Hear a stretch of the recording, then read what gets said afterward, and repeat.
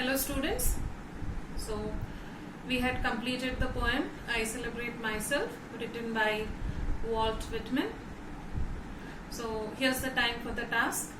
See, I have repeated the title and the name of the poet several times in each of my class. Why is it so? Because these are very important. The title and the name of the poet is very important, especially when you're going to do your annotations and question answers.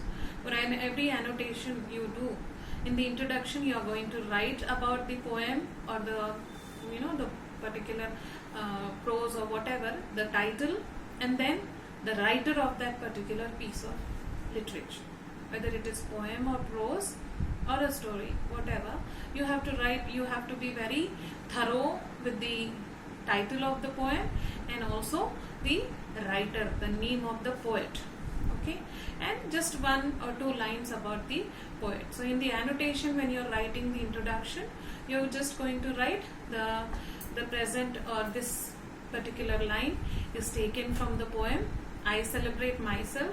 I Celebrate Myself will come in single quotes.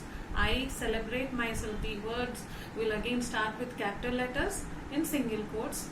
And this poem is written by Walt Whitman. Okay, these are the very important lines for your annotations. So hence I have repeated the title and the name of the poet several times. Now the task is, you're going to read the poem again, each stanza, and underline the difficult words in each stanza. For example, in the first stanza, you can take the word like celebration. The word celebration, though you know the meaning, you need to learn its dictionary meaning, what it says in the dictionary. What do you mean by the word celebrate? Then assume. The word assume you can underline again. And then what is the meaning of the word atom? Atom is a word you must have come across in your sciences. But still, according to this poem, in relevance to this poem, what the word atom means, you have to find out and write in your own notebook. Then, I loaf and invite myself. Loaf is another word. And then soul. And then lean. Underline these three words. And then at my ease. What do you mean by at my ease? At my ease is an idiomatic expression. Idioms, the idioms are a group of words which have different meaning than its literal meaning. It's literally the word at my ease has some other meaning, but if you take all these words together, they give an implied meaning. At my ease means in my free time, in my leisure.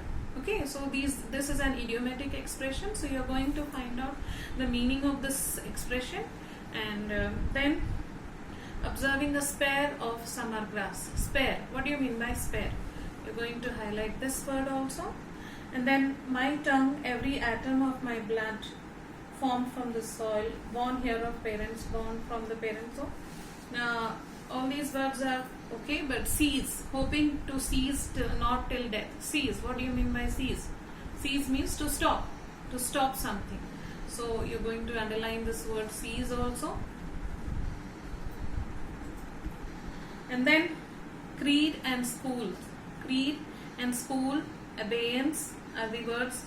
Retiring, sufficed, and then harbor, hazard. So these are the words you're going to underline and write down the meanings of these words in your notebook.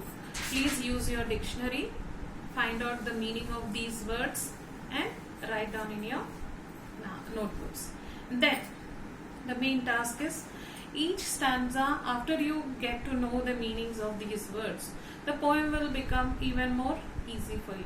So you will read the stanza again and write the explanation. What do you understand from the stanza? You can recollect my explanation and you can refer to the meanings you have done.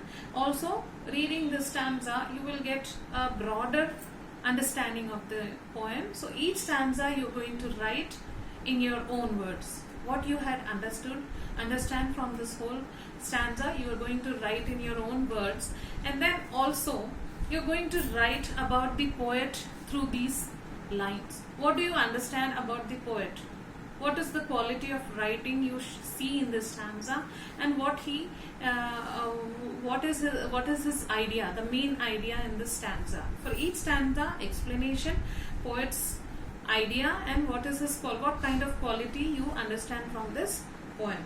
So, like in first stanza, celebrate myself, he's talking about his the moment of celebration for being alive, and how he urges the reader to sync with his thought and philosophy, and then how he is comparing his life to all the living and non-living entities in the world. So what is his central idea, how he has explained? The same way you have to explain for each stanza and the writer. So this is going to help you a lot for making your annotations and question answers.